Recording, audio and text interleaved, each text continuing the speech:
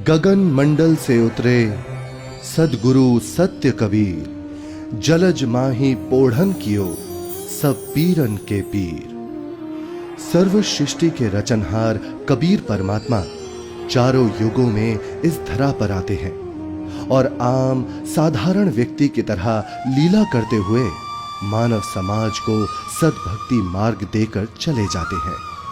आज से लगभग 600 वर्ष पूर्व कलयुग में अपने वास्तविक नाम कबीर नाम से सतलोक से चलकर कबीर प्रभु जी काशी के लहरतारा नामक तालाब में एक कमल के फूल पर सन 1398 ईस्वी संवत 1455 में ज्येष्ठ मास की पूर्णिमा को ब्रह्म मुहूर्त में प्रकट हुए थे।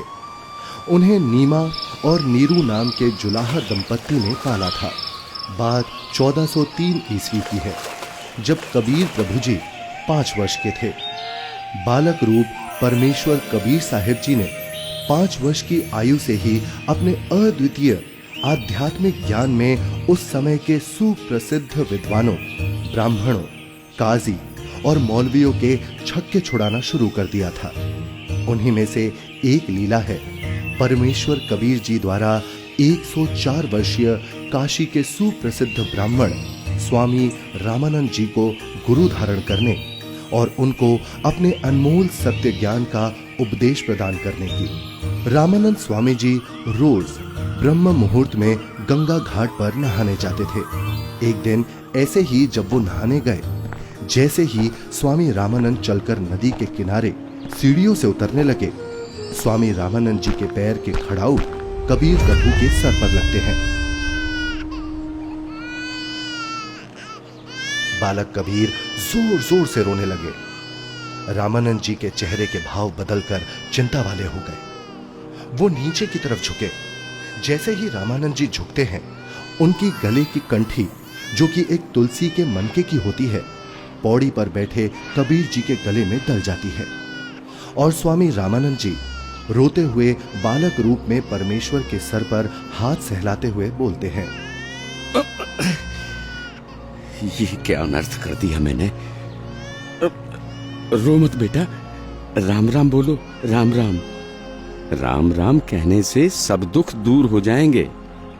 ये बच्चा जरूर अपने माँ बाप से बिछड़कर यहाँ आ गया है। ऐसा करता हूँ, स्नान करने के पश्चात इसे आश्रम ले चलता हूँ और फिर इसके माता पिता के बारे में पता करता हूँ।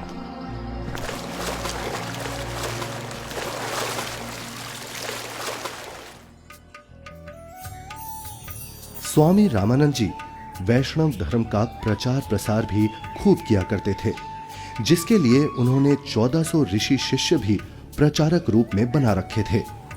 स्वामी जी के उन्हीं शिष्यों में से एक थे ऋषि विवेकानंद जी, जो कि बहुत ही अच्छे प्रवचनकर्ता रूप में प्रसिद्ध थे, जिनको स्वामी जी द्वारा काशी शहर के एक क्षेत्र का उपदेशक भी नियुक्त किया हुआ था। प्रतिदिन की तरह ही एक दिन जब ऋषि विवेकानंद जी शाम के समय विष्णु पुराण से कथा सुना रहे थे। श्री हरि विष्णु जी ही सभी के रक्षक व पूर्ण परमात्मा है। उन्होंने ही राम जी और कृष्ण जी के रूप में जन्म लिया है। वास्तव में भगवान विष्णु ही अजन्मे हैं, अविनाशी हैं। श्री हरि विष्णु भगवान की जय। श्री हरि विष्णु भगवान की जय। श्री हरि विष्णु भगवान की जय। वेद पढ़े पर भेद न जाने, बाँचे पुराण 18। पत्थर की पूजा करे, भूले सृजनहारा।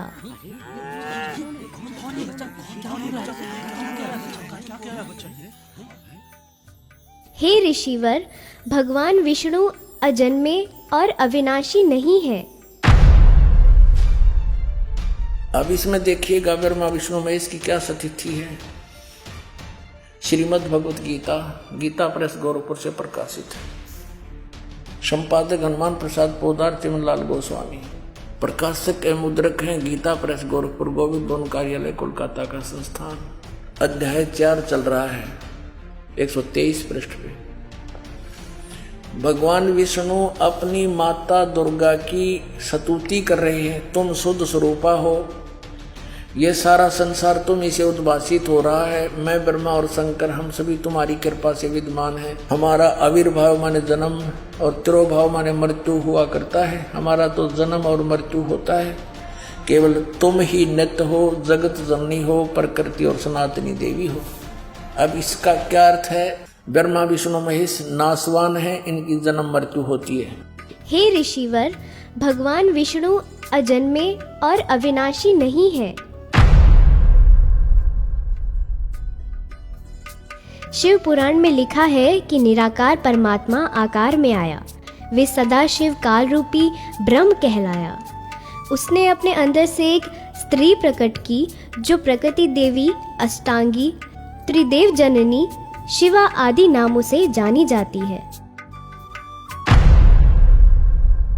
पवित्र शिव पुराण ये गीता प्रेस गोरखपुर से प्रकाशित है, सचित्र मोटा टाइप, केवल हिंदी। संपादक है हनुमान प्रसाद पोदार। और ये प्रकाशित कहाँ से है? प्रकाशक एवं मुद्रक हैं गीता प्रेस गोरखपुर, गोविंद भवन कार्यालय कोलकाता का संस्था। अब देखना ये रुद्र संहिता का, अब हम छठा अध्याय पढ़ रहे हैं 101 पृष्ठ पे। देवऋषि एक समय, ब्रह्मा जी बता रहे अपने पुत्र नारद को, एक समय उस आनंद वन में रमण करते हुए शिवा और शिव के मन में ये इच्छा हुई, दुर्गा और काल के मन में, कि दूसरे पुरुष की सृष्टि करनी चाहिए, यानी कोई पुत्र उत्पन्न करना चाहिए, जिस पर सृष्टि संचालन का महान भार रखकर हम दोनों केवल काशी में रहकर इच्छा अनुसार विचरे और निर्वाण धारण करें।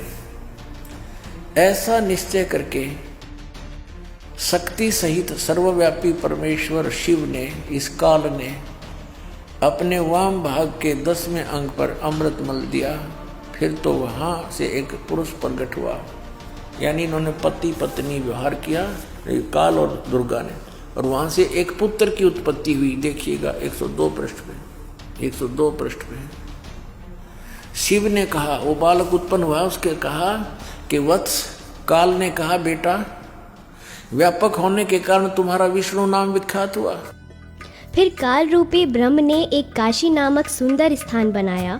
वहाँ दोनों शिव तथा शिवा अर्थात काल रूपी ब्रह्म तथा दुर्गा पति पत्नी रूप में निवास करने लगे। भगवान विष्णु इनकी ही संतान है।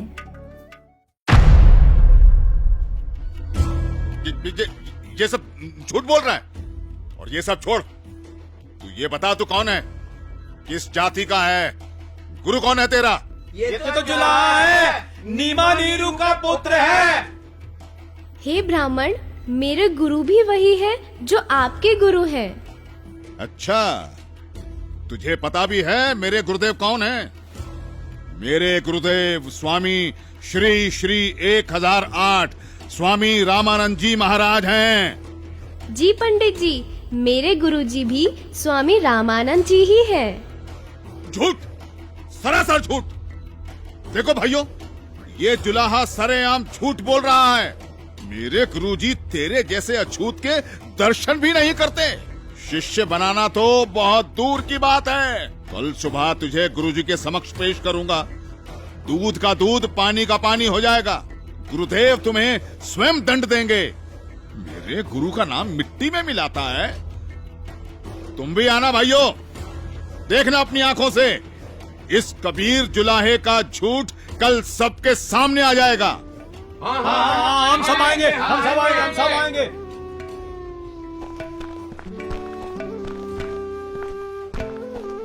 अरे पंडित जी, कम से कम मेरे सवाल का उत्तर तो देते जाइए। विवेकानंद सीधा रामानंद जी के पास पहुंचा और उन्हें सारी बात बताई। रामानंद जी भी गुस्सा हो गए कि आखिर कैसे एक जुलाहा खुद को मेरा शिष्य बता सकता है। हे गुरुदेव, एक छोटी जाति का जुलाहा अपने आप को बड़ा विद्वान सिद्ध करने के लिए भगवान विष्णु जी को नाशवान बताता है। क्या नाम है उसका? गुरुदेव, उसका नाम कबीर है। कबीर? हाँ गुरुदेव, कबीर। हे गुरुदेव, उसने तो हम ब्राह्मणों का घर से निकलना भी दूभर कर दिया है। हमें महाशर्मिंदा होना पड़ रहा है। आज उसने भरी सभा में कहा कि पंडित स्वामी रामानंद जी मेरे गुरुजी हैं, मैंने उनसे दीक्षा ले रखी है। झूठा है वो, सरासर कपटी है वो जुलाहा। वो कैसे मुझे अपना गुरु बताता है? उसको कल लेकर आओ मेरे सामने, और उन सभी को भी बुला लेना जिनके सामने उस तुच्छ जुलाहे ने तेरी बेइज्जती की है। कल सभी के समक्ष उसके झूठ का पर्दाफाश करूंगा।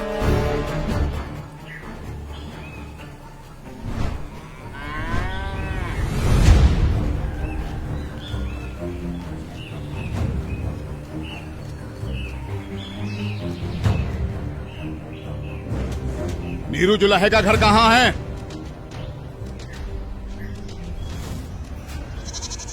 नीरू, नीरू सुनो, नीरू, नीरू। क्या हुआ भाई? बड़े परेशान दिख रहे हो। विवेकानंद अपने साथियों के साथ कबीर को पकड़ने आ रहा है। आपका घर पूछ रहा है। हाँ, लगता है कबीर ने इनको कुछ कहा है। उसे समझाओ, इनसे पंगा ना ले। क्या? कौन आ रहा है? हमें हमारे कबीर के लिए कौन आ रहा है? कौन पकड़ेगा? नीमा और नीरू डर जाते हैं और कबीर को झोपड़ी के पीछे ले जाकर कंबल से उड़ाकर छुपा देते हैं। तभी विवेकानंद वहां पहुंच जाता है। कहाँ है वो दंड बालक कबीर? कल उसने भरी सभा में मेरे गुरुदेव का अपमान किया है। आज सबके सामने गुरुजी उसकी पिटाई करेंगे। हे ब्राह्मण जी, क्या बात है? इतना क्रोधित मत होइए। हमारा कबीर किसी का अपमान कर ही नहीं सकता। न जाने क्यों आप हमारे कबीर के पीछे पड़े हैं। मेरा कबीर यहाँ नहीं है। अच्छा, अभी पता चल जाएगा। तोड़ डालो इसकी झोपड़ी को और ढूंढ कर निकालो उस अधर्मी कबीर को। रुक जाइए, हम हाथ जोड़ते हैं। हमारे कबीर ने कुछ नहीं। घर में घुसकर विवेकानंद और उसके शिष्य तोड़ फोड़ करने लगते हैं तो कबीर प्रभु जी से नहीं रहा जाता।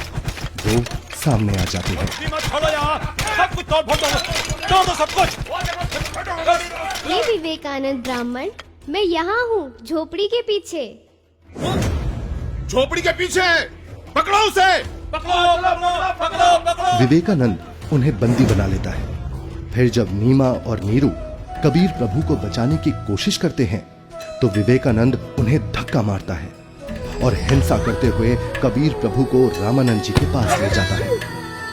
विवेकानंद और साथ आए शिष्य बालक को छुड़ाने के लिए बीच में आए नीरू और नीमा के ऊपर भी हाथ उठाते हैं।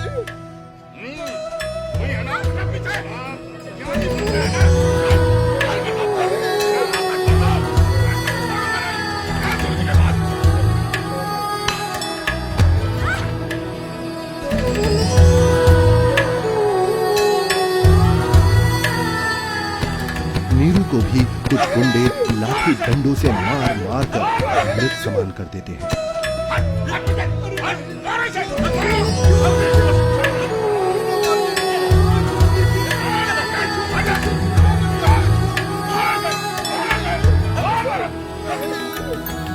साच कहू जग मार ही, या झूठ कही ना जाई हो।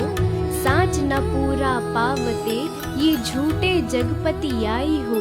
एक तरफ विवेकानंद कबीर प्रभु जी को पकड़कर रामानंद जी के पास ला रहा था और दूसरी तरफ रामानंद जी ने अपनी कुटिया के बाहर एक बड़ा सा पर्दा लगवा दिया जिससे रामानंद जी की नजर शूद्र पर ना पड़े। हे स्वामी, आपके आदेश के अनुसार पर्दा लगवा दिया है जिससे कबीर की नजर आप पर ना पड़े। कबीर को इस पर्दे के पीछे ही खड़ा किया है। मारो इसे, इसने हमारे गुरुदेव का अपमान किया है। मारो, हमारे ईश्वर की निंदा की है इसने। मारो इसको, मारो इसे, मारो। शांत शांत शांत। आप सभी शांत रहें। गुरुजी खुद ही इस अधर्मी को सजा देंगे। कौन है तू जुलाहे? मैं सतलोक का निवासी हूँ, अजन्मा अविनाशी हूँ, पूर्ण ब्रह्म परमेश्वर हूँ। मेरा नाम कबीर देव है। ये सृष्टि मुझ पर ही आश्रित है। तू हाड़ मांस का बना मुसलमान के टुकड़ों पर पलने वाला नीच जुलाहा जाति का बालक है। तू खुद को परमात्मा कहता है। सत्य यही है कि मैं ही सर्वशक्तिमान परमेश्वर हूँ और आप ही मेरे गुरुजी हैं। आप मुझे अपशब्द कह रहे हैं तो भी मुझे आनंद आ रहा है गुरुदेव। तू ऐसे नहीं मानेगा ना जुलाहे। तू थोड़ी देर प्रतीक्षा कर, मैं पहले पूजा कर लेता हूँ, फिर तुझे देखूंगा।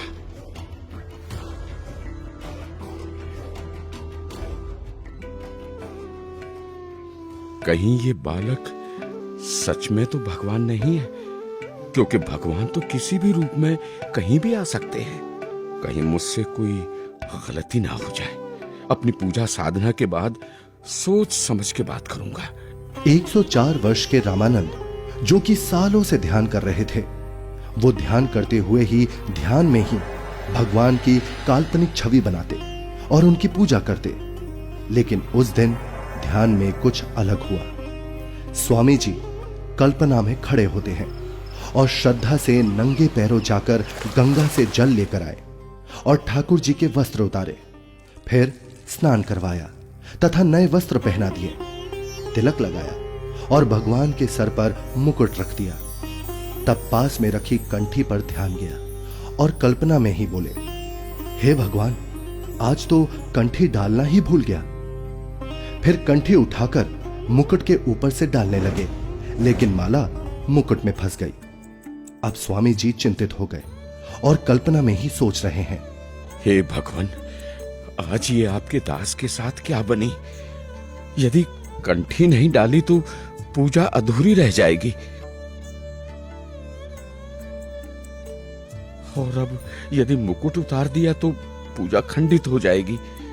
आज से पहले ऐसी गलती कभी नहीं बनी थी। हे प्रभु, आज क्या गलती बन गई मुझ पापी से। आज का तो मेरा सारा दिन ही व्यर्थ गया। जब स्वामी जी मन ही मन में व्याकुल हो रहे थे और अपने आप को कोस रहे थे, तब परमेश्वर कबीर साहिब जी पर्दे के पीछे से बोले, हे स्वामी जी, चिंता मत कीजिए, इस माला की गांठ खोल दीजिए और फिर ठाकुर जी के गले में डालकर इस माला को बांध दीजिए, फिर आपको मुकुट उतारना नहीं पड़ेगा। स्वामी रामानंद जी ने जब कबीर साहिब जी की पर्दे के पीछे से आवाज सुनी तो उन्हें एकदम झटका सा लगा। वो एकदम आंखें खोलकर चौंक जाते हैं और मन ही मन विचार करते हैं कि हे भगवान, ये क्या? यहाँ ना तो कोई मूर्ति है और ना कोई माला। मैं तो काल्पनिक पूजा कर रहा था और मेरे मन में चल रही इस काल्पनिक क्रिया को इस बालक ने कैसे जान लिया? ये कोई साधारण बालक नहीं हो सकता। मेरे इस भजन क्रिया को तो केवल भगवान ही जान सकता है। ये तो साक्षात भगवान है। आपने तो मेरे मन की बात बता दी। आप तो स्वयं भगवान आए हो। आप कोई साधारण बालक नहीं हो। हाँ, आप कोई साधारण बालक नहीं हो। फिर स्वामी जी को महसूस हुआ कि बालक कबीर के शरीर में कहीं हड्डियां तो महसूस हो ही नहीं रही। तभी वो बालक कबीर को सीने से हटाकर उनके हाथ पैर यानी शरीर को दबा दबा कर देखने लगे। हे भगवान, आपका शरीर तो बहुत कोमल है, जैसे रुई हो। आपके शरीर की तुलना में मेरा तो पत्थर जैसा शरीर है।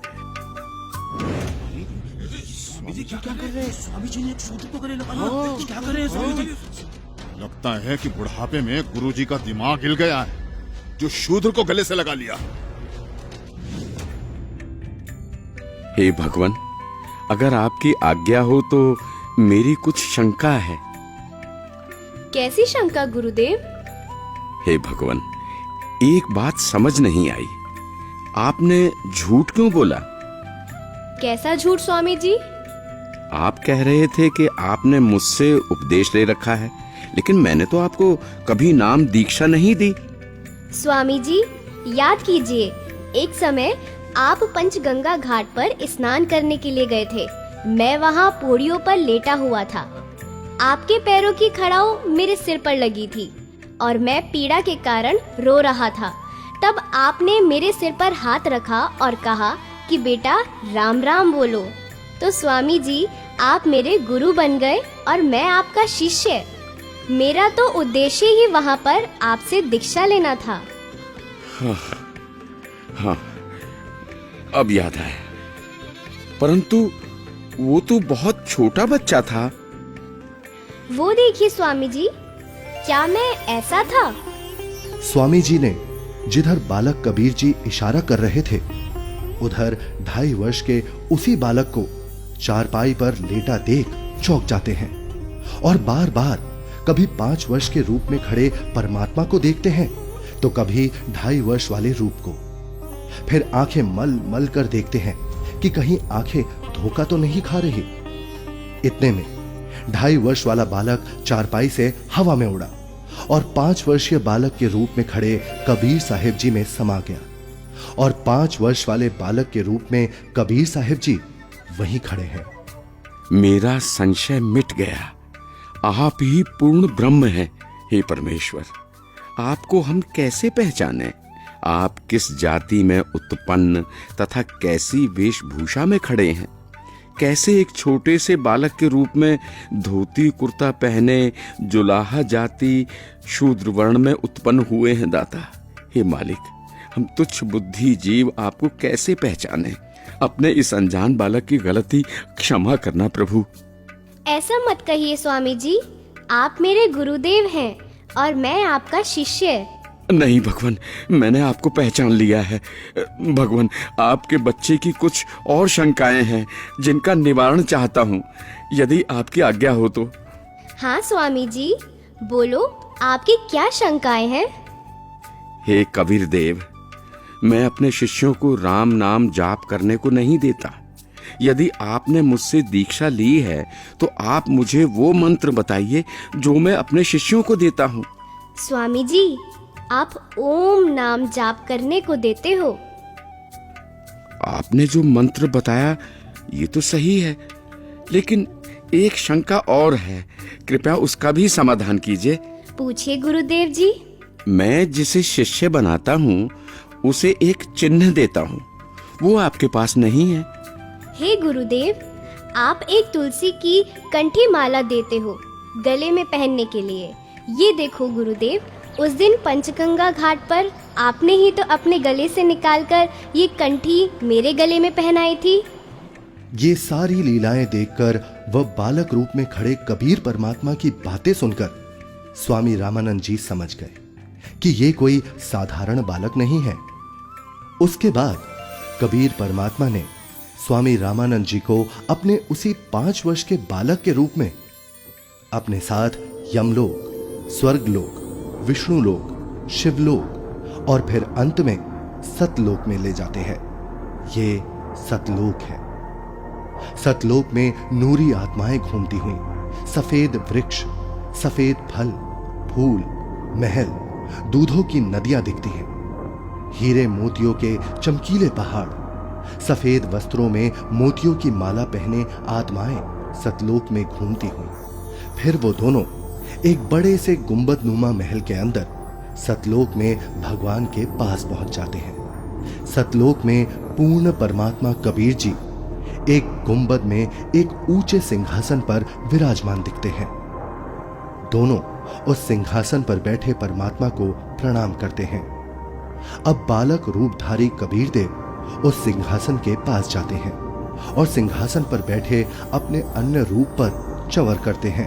ऐसा देखकर रामानंद जी सोचते हैं, इसका मतलब कबीर देव जी इस सिंहासन पर बैठे सच्चे परमात्मा के सेवक हैं। तभी सिंहासन पर विराजमान तेजोमय परमात्मा सिंहासन से उठकर खड़े हो गए और कबीर देव जी के सामने हाथ जोड़कर कबीर देव जी को बैठने का आग्रह करने लगे। बालक रूप में कबीर परमात्मा सिंहासन पर बैठ गए और पहले सिंहासन पर बैठे परमात्मा बालक कबीर को चंवर करने लगे। रामानंद जी प्रभु के सामने हाथ जोड़कर खड़े रहे।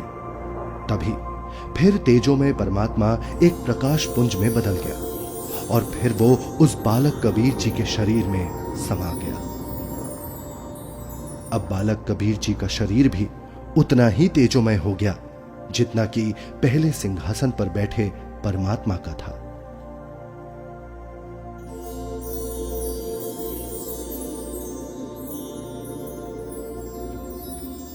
बोलत रामानंद जी सुनो कबीर करतारे, गरीबदास सब रूप में तू ही बोलनहार। दोहू ठोर है एक तू बया एक से दो, गरीबदास हम कारणे तुम आए हो मगजो।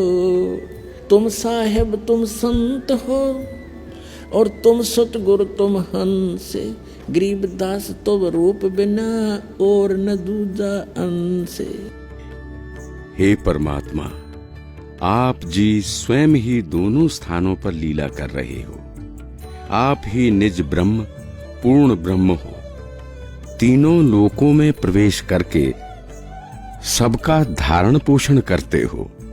मैंने आपका वो सनातन परम धाम आंखों देख लिया है।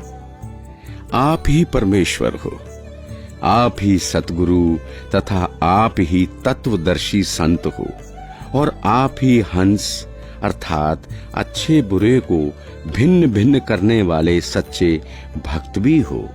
मैं आपका भक्त, आप मेरे गुरु जी। स्वामी जी, आप मेरे गुरुजी ही बने रहो। मैं आपका शिष्य हूँ। ये गुरु परंपरा बनाए रखने के लिए अति आवश्यक है, नहीं तो भविष्य में संत भक्त कहा करेंगे कि गुरु बनाने की कोई आवश्यकता नहीं है। कबीर ने कौन सा गुरु बनाया था? इसलिए स्वामी जी, संसार की दृष्टि में आप मेरे गुरुजी की भूमिका कीजिए तथा वास्तव में जो साधना की विधि मैं बताऊं, आप वैसे भक्ति कीजिए। ठीक है परमात्मा, जैसी आपकी आज्ञा। इस प्रकार परमेश्वर कबीर जी ने 5 वर्ष की आयु में ही 104 वर्ष के ब्राह्मण को तत्व ज्ञान से परिचित कराया और गुरु परंपरा को बनाए रखने के लिए कबीर साहिब जी ने स्वामी रामानंद जी को अपना गुरु बनाया। यह अनमोल ज्ञान जगत गुरु तत्वदर्शी संत रामपाल जी महाराज के सत्संग प्रवचनों से संग्रह किया गया है। संपूर्ण आध्यात्मिक ज्ञान प्राप्त करने के लिए अवश्य सुनिए जगत गुरु तत्वदर्शी संत रामपाल जी महाराज जी मंगल प्रवचन।